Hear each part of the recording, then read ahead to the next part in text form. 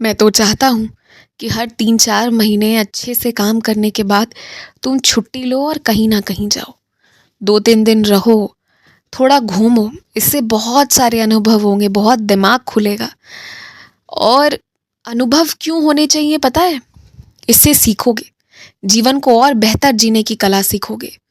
कुछ लोगों को ऐसे भी देखोगे जो बहुत दुःख में होकर, बहुत कष्ट में होकर कितने प्रसन्नता से रह रहे हैं।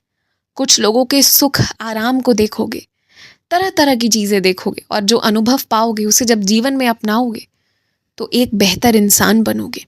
और पता है क्या, 3-4 महीने दिल लगाकर मेहनत करने के बाद इतना तो बनता ही है कि 3-4 दिन की छुट्टी ली जाए। 4 महीने काम करो और फिर 4 दिन छुट्टी लेकर कहीं घूमने जाओ।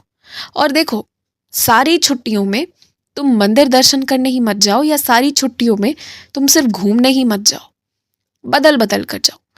एक बार तीर्थ करने जाओ, फिर अगले 4 महीने बाद घूमने जाओ, फिर अगले 4 महीने बाद तीर्थ करो, फिर अगले 4 महीने बाद घूमो।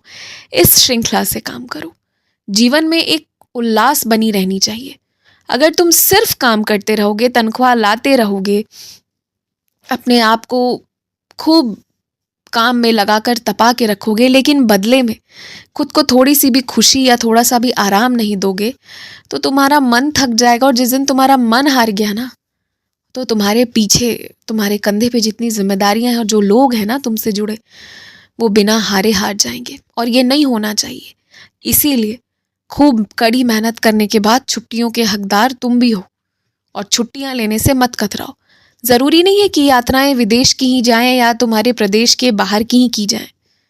कोई भी जगह उठा लो, जैसा अनुभव करना चाहते हो। और देखो, मैं तुम्हें एक बात और कहता हूँ, आज का दौर इतना अच्छा है ना, जहां मैंने तुम्हें रखा है, जिस जगह पर मैंने तुम्हें रखा है, कि तुम ना जितने पैसे उतने ही पैसों में पहाड़ घूमना चाहो तो पहाड़ घूम सकते हो, समुद्र घूमना चाहो तो समुद्र घूम सकते हो, तीर्थ करना चाहो तो तीर्थ कर सकते हो, शांति से कहीं रहना चाहो तो वो भी कर सकते हो। जब इतना सब कुछ है तुम्हारे पास और सब कुछ मुमकिन है, फिर क्या सोचना।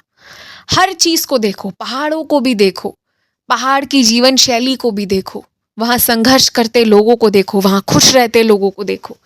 फिर कभी समुद्री इलाके पर भी जाने का सोचो, वहां की जीवन शैली देखो, वहां के लोगों को देखो, सीखो, उनकी दिनचर्या सीखो। मैं चाहता हूं हर चीज का तुम अनुभव करो। ये सृष्टि, ये प्रकृति जो बनी हुई है, जो इतनी खूबसूरत है, इसका अनुभव करो। मैं ये सच में चाहता हूँ। और तुम बस मन बनाओ ना कि अब जीवन उल्लास के साथ जियोगे, और फिर देखो मैं कैसे ये सब कुछ मुमकिन करवाता हूँ। देखते जाओ तुम।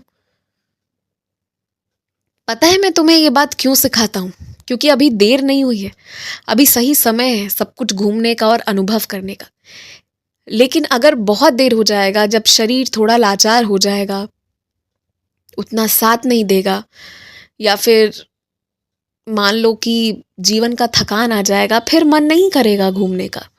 और अगर घूमने भी जाओगे ना, तो अफसोस होगा कि अभी जो लोग हैं तुम्हारे इर्द गिर्द, इनके साथ घूमने का आनंद कुछ और होता। तो इसीलिए भविष्य को किसी ने नहीं देखा है, वर्तमान में रहो, वर्तमान में घूमो। मैं इस बात पर जोर इसलिए दे रहा हूँ क्योंकि अगर तुम्हारे मन में ये चीज़ है कि तुम्हें छुट्टियों पर नहीं जाना है, तो ये चीज़ हटाओ मन से।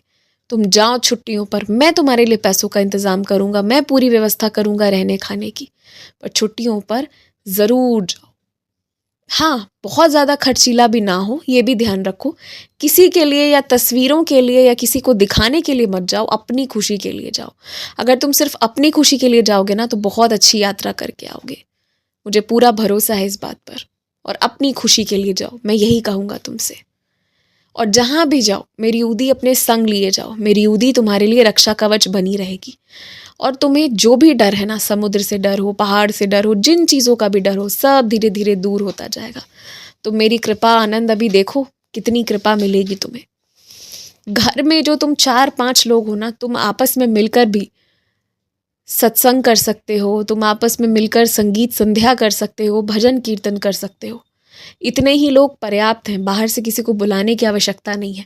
तुम सब मन बना लो तो बहुत अच्छा एक सत्संग सा हो सकता है, बहुत अच्छा कीर्तन हो सकता है। और कीर्तन संध्या करो, करना चाहिए घर पे, हफ्ते में 1 दिन जरूर करो। वाद्य यंत्र की भी कमी नहीं है तुम्हारे घर पे, जो है काफ़ी है, उसी में करो। खूब खुश रहो, आयुष्मान भवा।